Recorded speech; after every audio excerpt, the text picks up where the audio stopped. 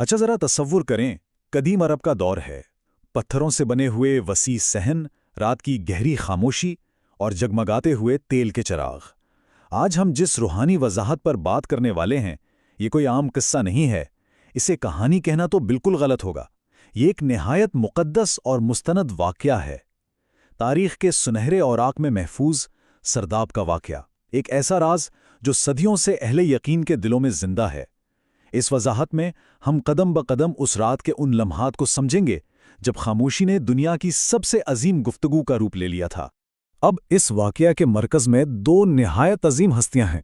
एक तरफ अल्लामा सैयद बहरुल उलूम है, जो इल्म और रूहानियत की आखिरी मंजिलों पर फाइज थे, और दूसरी तरफ मुत्तकी ज़ाकी सैयद मुर्तज़ा नजफ़ी।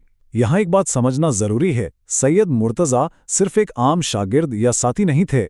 वो अल्लामा की बहन के दामाद थे और सफ़र में हमेशा उनके हमकदम रहते थे। यहाँ तक कि अल्लामा की जितनी भी दाखिली और खारिजी खिदमात थी, उनकी जिम्मेदारी भी इन्हीं के पास थी। तो जाहिर है, जब एतमाद इस दर्जे का हो तो सैयद मुर्तज़ा अल्लामा की हर आदत, उनके मिजाज और उठने बैठने के हर अंदाज से मुकम्मल तौर पर वाकिफ़ थे। पहला हिस्सा, रात का राज। तो वाक़या कुछ यूँ शुरू होता है कि दिन ढल चुका था और रोज़ की तरह रात की तारीकी में उलमा व तलबा की मजलिस का आगाज़ हुआ। लेकिन अगर हम वक्त के इस पहिए पर थोड़ा गौर करें तो मजलिस शुरू होने के कुछ ही देर बाद सैयद मुर्तज़ा ने महसूस किया कि आज अल्लामा किसी अजीब सी अजलत में हैं। यानी उन्हें किसी बात की सख्त जल्दी है। वो हर आने वाले से बस जल्दी फारिग होना चाह रहे थे। यहाँ तक कि खुद सैयद मुर्तज़ा के साथ भी उनका रवैया आज काफ़ी मुख्तलिफ और जल्दी वाला था।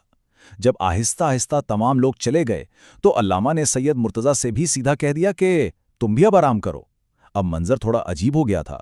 सैयद मुर्तज़ा अपने हुजरे में चले गए और अल्लामा का हुजरा खाली था, लेकिन वहां अभी भी एक रोशन चिराग जल रहा था, जिसका मतलब था कि अल्लामा अभी सोए नहीं थे। दूसरा हिस्सा, बेचैनी और तलाश। जाहिर है, अल्लामा की ये खास अजलत बड़ी हैरानकुन थी। इसने सैयद मुर्तज़ा के जहन में फ़िक्र पैदा कर दी और नींद जैसे उनकी आंखों से मुकम्मल तौर पर उड़ चुकी थी। रात का गहरा अंधेरा था जब उन्होंने छुप कर देखा कि अल्लामा तो अपने रोशन हुजरे में मौजूद ही नहीं है। बस यहीं से तलाश शुरू होती है। सबसे पहले उन्होंने अल्लामा का खाली हुजरा देखा, वहाँ कोई नहीं था। फिर आगे बढ़े, हरम की अजीमो शान इमारत के तमाम दरवाजे भी बंद थे।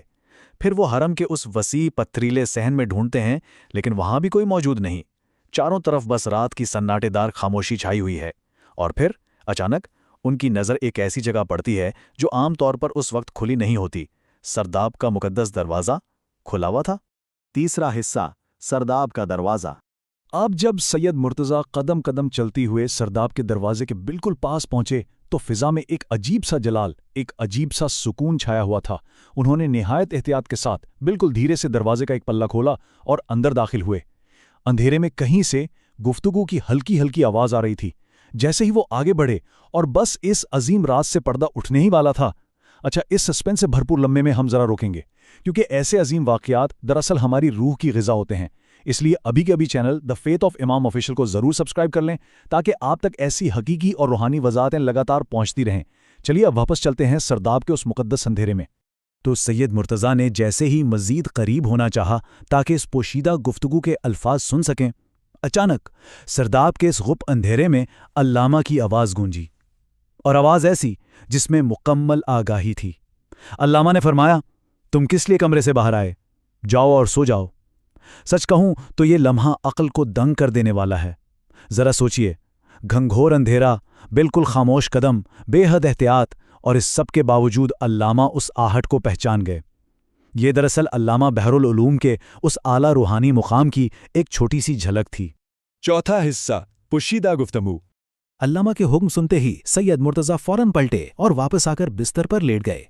लेकिन दिल कहाँ मानता है, फिक्र तो अभी भी फिजा में थी। जब उस बेचैन दिल ने उन्हें दोबारा उठने पर मजबूर किया और उन्होंने दोबारा चुप कर उस मुक़द्दस मकाम की तरफ देखा, तो इस बार मंजर निहायत जलाली था। अल्लामा बहरुल उलूम रुए बिक़िबला थे, यानी उनका रुख बिल्कुल क़िबला के जानिब था, और वो किसी अनदेखी हस्ती से इंतहाई तवज्जो और अदब के साथ महवे गुफ्तगू थे। सैयद मुर्तज़ा उस अजीम हस्ती को तो नहीं देख पाए, लेकिन यहीं से इस वाक़ये के सबसे अजीम राज पर से पर्दा उठता है कि अल्लामा बहरुल उलूम दरअसल वहाँ सरदाब के उस मुकद्दस अंधेरे में हज़रत इमाम ज़माना अजलल्लाहु ताला फ़रजहुम शरीफ से मुलाकात के शर्फ़ से नायाब हो रहे थे। اب यहाँ एक बात साफ तौर पर समझनी बेहद ज़रूरी है। ये जो कुछ भी हम बयान कर रहे हैं ये बिल्कुल भी कोई कहानी नहीं है। ये एक निहायत सच्चा और मुक़द्दस वाक़या है जो अल अब्कारी अल हिसान जैसी अजीम और मुस्तनद किताब में दर्ज है। वाक़या वो होता है जिसमें हकीकत की रोशनी हो, जिसमें तारीख़ी सच्चाई और रूहानी वक़ार शामिल हो। ऐसे ही वाक़यात तो अक़ीदत की असल बुनियाद होते हैं जो हमें बताते हैं कि इन अजीम रूहानी हस्तियों के दरमियान किस कदर गहरे राब्ते होते हैं। पाँचवां और आखिरी हिस्सा, मुलाकात के नतीजे। देखें, जब भी कोई ऐसा अजीम वाक़या वक़ू पज़ीर होता है तो उसके असरात हमेशा हमेशा के लिए नक्श हो जाते हैं। इस मुलाकात से भी हमें दो बुनियादी नताइज मिलते हैं। पहला नतीजा तो ये कि अल्लामा बहरुल उलूम उन मखसूस और चुनिंदा शख्सियातों में से थे जिनकी इमाम के साथ मुलाकात के काफ़ी वाक़यात तारीख़ में मिलते हैं। ये सीधा सीधा उनके तक़वे और पाकीज़गी का बहुत बड़ा सबूत है। और दूसरा नतीजा ये कि समरा और बिलखुसूस सरदाब की ज़मीन, ये वो मुक़द्दस जगह हैं कहाँ ऐसी अजीम ज़ियारतें नसीब होती हैं। ये मकामात हमेशा के लिए आशिकाने हक़ का मरकज़ बन गए हैं जहाँ आज भी रूहानी तजल्लियात बरसती हैं। और अब इस वजाहत को ख़त्म करते हुए एक आखिरी सवाल जो हमारे जहनों में एक गहरी फ़िक्र छोड़ जाता है, वो ये कि जो दिल पुख्ता अक़ीदत और सच्ची लगन से भरे हुए होते हैं, आखिर उनके लिए इन खामोश सरदाबों और मुक़द्दस मकामात में और क्या-क्या राज पोशीदा हैं। अल्लामा बहरुल उलूम की इस अजीम मुलाकात से कम अज़ कम ये तो ज़रूर साबित होता है कि दरवाजे कभी मुकम्मल तौर पे बंद नहीं होते। बस एहतियात, तक़वा और एक सच्चे तलबगार की ज़रूरत होती है। ये वाक़या उस रूहानी सिलसिले की एक ऐसी कड़ी है जो हमें हमेशा गौर व फ़िक्र की दावत देता रहेगा। ऐसे ही और वाक़यात देखने के लिए चैनल द फेथ ऑफ इमाम ऑफिशियल को सब्सक्राइब करें।